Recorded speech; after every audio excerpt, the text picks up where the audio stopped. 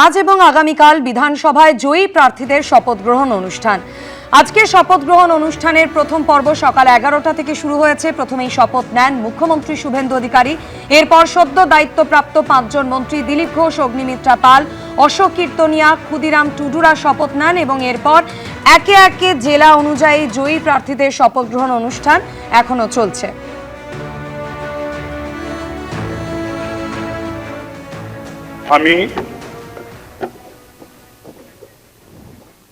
আমি শুভেন্দু অধিকারী পশ্চিমবঙ্গ বিধানসভায় সদস্য নির্বাচিত হইয়া ঈশ্বরের নামে শপথ করিতেছি যে বিধি দ্বারা স্থাপিত ভারতের সংবিধানের প্রতি আমি অকৃত্রিম নিষ্ঠা ও আনুগত্য পোষণ করিব।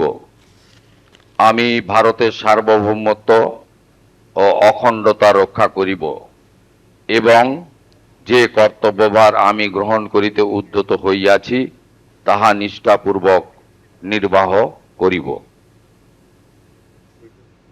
আর এই মুহূর্তে সরাসরি আপনাদের বিধানসভা চত্বরে নিয়ে যাব। সেখান থেকে রয়েছেন প্রতিনিধি কৃষ্ণেন্দু অধিকারী। কৃষ্ণেন্দু, আজকের শপথ বাক্যর যে অনুষ্ঠান চলছে সেই অনুষ্ঠানের প্রথম পর্ব 1টা অবধি চলবে।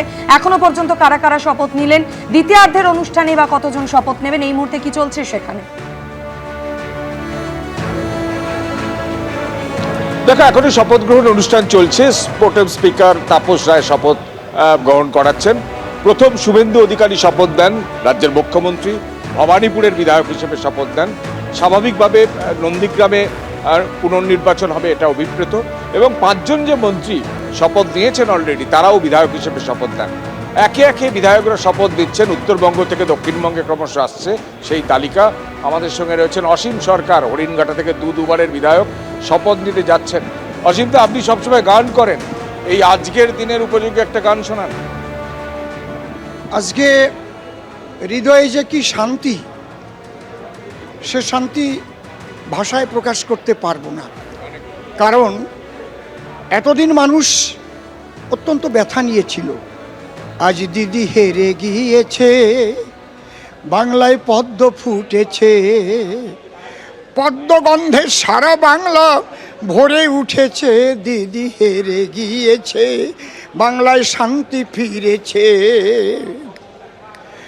ভেবেছিল লোভ দেখাইয়ে ভোটে হবে পার, দিদির বিবির পরে টেক্কা মেরে আমার মোদিজি দেখায় চমৎকার।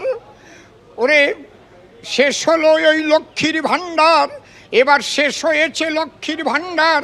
অন্নপূর্ণা দিয়েছে, হেরে গিয়েছে, সুজিতদা ধরা পড়েছে, মুখোশ খুলে গিয়েছে, সুজিতদা ধরা পড়েছে। বিধায়ক এবং স্বভাবকবি এইভাবেই নাটকীয় কাণ্ড ঘটছে এই বিধানসভায় যারা শপথ দিতে যাচ্ছেন। আজকে প্রথম শুভেন্দু অধিকারী আসেন 10:30টার পর। আমি আরও একটা ছবি দেখব, আমি আরও একটা ছবি দেখব যে অসীম সরকার এইভাবেই প্রণাম করছেন। অসীম সরকার এইভাবে প্রণাম করছেন, প্রণাম করে সাষ্টাঙ্গে প্রণাম করে বিধানসভায় তিনি গান গেয়ে সাষ্টাঙ্গে এবার প্রণাম করে এইভাবেই তিনি বিধানসভায় ঢুকছেন।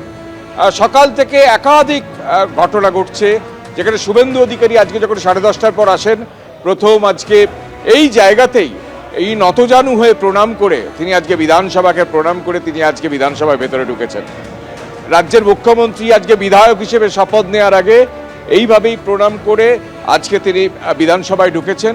আমরা জানি যে নরেন্দ্র মোদী শপথ গ্রহণ অনুষ্ঠানে ব্রিগেড প্যারেড গ্রাউন্ডে বাঙালি বা এই পশ্চিমবঙ্গবাসীকে উদ্দেশ্য করে মঞ্চ থেকেই নতজানু হয়েছিলেন। আজকে ঠিক একইভাবে মুখ্যমন্ত্রী শুভেন্দু অধিকারী বিধানসভায় প্রথমবার ঢোকার আগে ঠিক এই জায়গায়, যেখানে রেড কার্পেট পাতা আছে, বিধানসভায় ঢোকার মুখে একদম সিঁড়িতে মুখ্যমন্ত্রী প্রণাম করে বিধানসভাকে তারপর ভেতরে ঢোকেন। নিজের ঘরের মধ্যে বরাদ্দ ছিল, যে বরাদ্দকৃত যে ঘর, সেই ঘরে পুজোর ব্যবস্থা ছিল, সেখানে মুখ্যমন্ত্রী পুজো করেন। সেখানে ঘণ্টা বাজে, সেখানে কাঁসর বাজে, সেখানে শাঁখ বাজে। তারপর পুজো দিয়ে তারপর মুখ্যমন্ত্রী তিনি বিধায়ক হিসেবে শপথ নেন, ভবানীপুরের বিধায়ক হিসেবে শপথ নেন। আজকে একাধিক বিধায়ক শপথ নিচ্ছেন। যারা মন্ত্রী হিসেবে শপথ নিয়েছেন তারা তো বিধায়ক হিসেবে শপথ দিচ্ছেন। অন্যান্য যে বিরোধী দল তৃণমূল বামেদের যে একমাত্র বিধায়ক তিনিও শপথ নিতে এসছেন আজকে, এবং একের পর এক বিধায়করা শপথ দিচ্ছেন। আরও একটা গুরুত্বপূর্ণ বা মজার ঘটনা ঘটেছে এই কারণে যে এই বিধানসভায় হুমায়ুন কবির, আম জনতা উন্নয়ন পার্টির চেয়ারম্যান হুমায়ুন কবির দুটো কেন্দ্র থেকে জিতেছেন। তিনি নওদা কেন্দ্র থেকে আজকে শপথ দিয়েছেন। সেই হুমায়ুন কবির আজকে রীতিমতো মুর্শিদাবাদ থেকে মনোহরা সহ মিষ্টি এনেছেন মুখ্যমন্ত্রীকে দেবেন বলে। মুখ্যমন্ত্রীকে মিষ্টি দেবেন বলে হুমায়ুন কবির মুর্শিদাবাদ থেকে মনোহরা নিয়ে প্যাকেটের পর প্যাকেট অন্যান্য সিকিউরিটির সঙ্গে আজকে বিধানসভায় ঢুকেছেন, এবং বিধানসভায় অন্যান্য বিধায়করা ঢুকেছেন, বিরোধী বিধায়করা ঢুকেছেন। একদমই কৃষ্ণেন্দু, তুমি আমাদের সঙ্গে থাকো। এবিপি আনন্দ, এগিয়ে থাকে, এগিয়ে রাখে।